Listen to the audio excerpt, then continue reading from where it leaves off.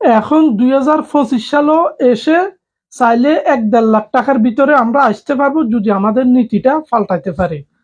আসসালামু আলাইকুম everyone, welcome back.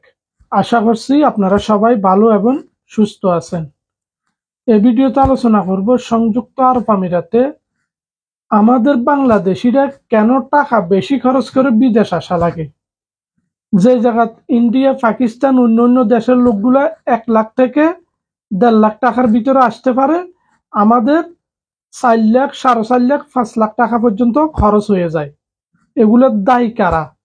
এবং এখনো চাইলে আমাদের বাংলাদেশিরা 1-1.5 লাখ টাকার ভিতরে আসতে পারবে যদি আমরা আমাদের নীতি পাল্টাইতে পারি। ভিডিওটা অত্যন্ত গুরুত্বপূর্ণ হবে। আপনারা যারা আমাকে পছন্দ করেন না তারাও চাইলে ভিডিওটা দেখতে পারেন, কাজে আসবে আপনাদের।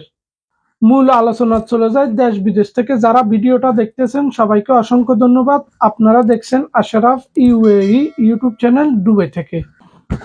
নাম্বার 1 রিজন হলো আরবি আগে কখনো ভিসা বিক্রি করতো না।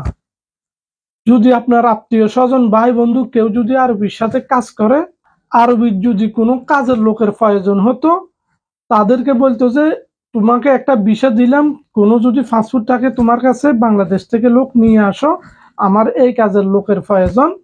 আরবি সিধা ভিসাটা দিয়ে দিত।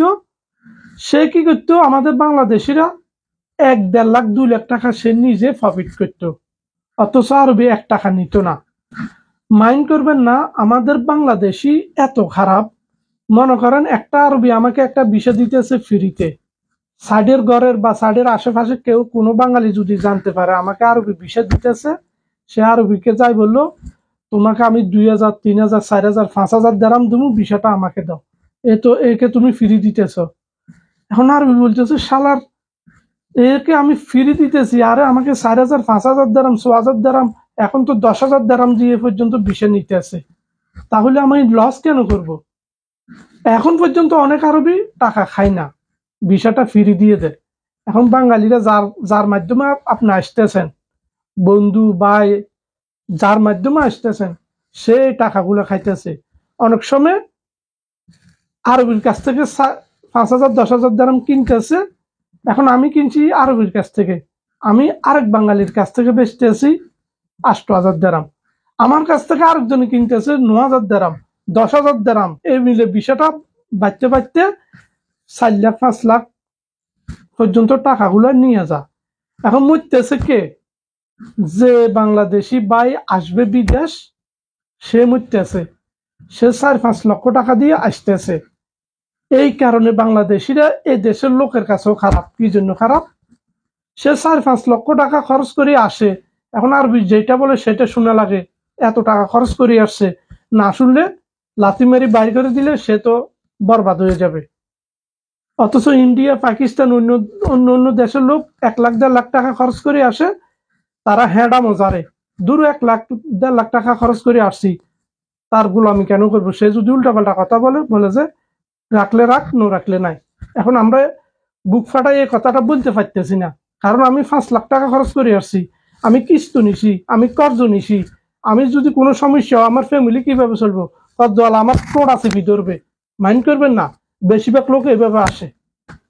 ঠিক আছে, আমি আরবির কাছ থেকে একটা ভিসা নিলাম, আমি বেশি থেকে বেশি 50-60 হাজার টাকা প্রফিট করতে পারি, আমি ফোনে টাকা খরচ হয়, আমি তার জন্য শ্রম দিতেছি, তাহলে এখনো 1.5 থেকে 2 লাখ টাকা দিয়ে বাংলাদেশিরা বিদেশে আসতে পারবে।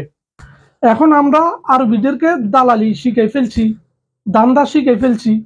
তারা 4-5 হাজার দিরহাম যদিও এখনো খায়, আমি নিজে যদি 2,000 দিরহাম, 3,000 দিরহাম খাই, তারপরও 2 লাখ টাকা দিয়ে একটা বাংলাদেশি বিদেশ আসতে পারবে। এখন 4-5 লাখ টাকা কেন খরচ হয়? এখন আরবি থেকে আমি 5,000 দিরহাম দিয়ে একটা বিষয় কিনলাম, আবার আমি দান্দা করব বাংলার 1 লাখ টাকা দিয়ে আরেকজনের কাছ থেকে বিক্রি করব, সে আবার তার থেকে 1 লাখ টাকা দান্দা করবে, সে আরেকজন থেকে বিক্রি করব। এইভাবে করতে করতে করতে সত্যনাশ পুরো বাংলাদেশি বরবাদ। এরপর আছে বিভিন্ন আদম ব্যবসায়ী এবং বিভিন্ন এজেন্সি বাংলাদেশিদেরকে সুশি খেতেছে। ভিসা চালু না থাকলেও বলে চালু আছে, থাকলেও বলে চালু আছে, আমার কাছে চাকরি আছে, তুমি শুধু আসো, চাকরি আমি দিতে পারবো। এভাবে বলি বলি বাংলাদেশিদেরকে আন্তাজে ফান্তাজে বিষয়গুলো দিয়ে নিয়ে আসে, পরে কাজ দিতে পারে না। বিভিন্ন প্রবাসী অবৈধ হয়ে যায়।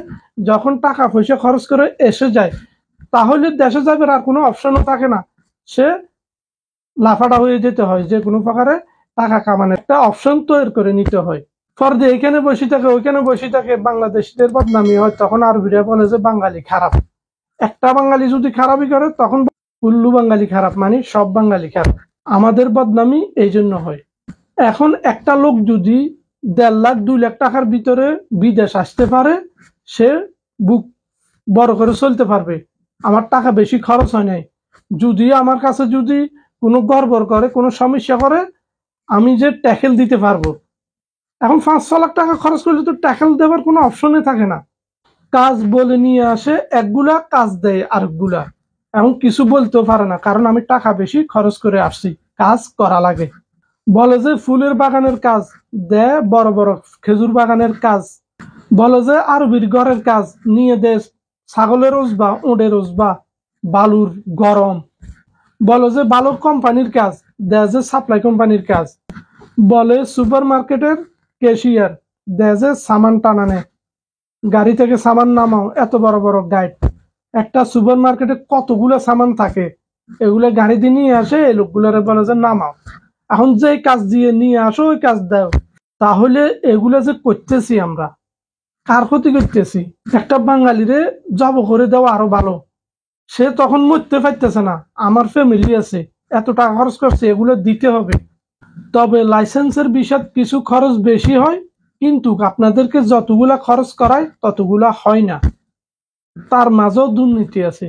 আবার এমন কিছু আদম ব্যবসায়িক আছে, তারা তো এয়ারপোর্টে লোক পর্যন্ত আনে না, বিষয় দিয়ে দিছে, আপনার কাছ থেকে টাকা নিয়ে নিয়েছে, এবার আপনি আসেন, কাজ করেন না করেন আপনার ব্যাপার, তাকে আপনি খুঁজেও পাবেন না।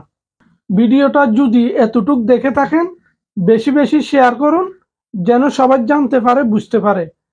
আমি বাংলাদেশিদের ভিসার খরচ নিয়ে কয়েকটা ভিডিও তৈরি করব, যেন উপরের লেভেল পর্যন্ত পৌঁছে যায়, আপনারা ভাইরাল করে দেবেন। Take care, bye bye, back come for new next video.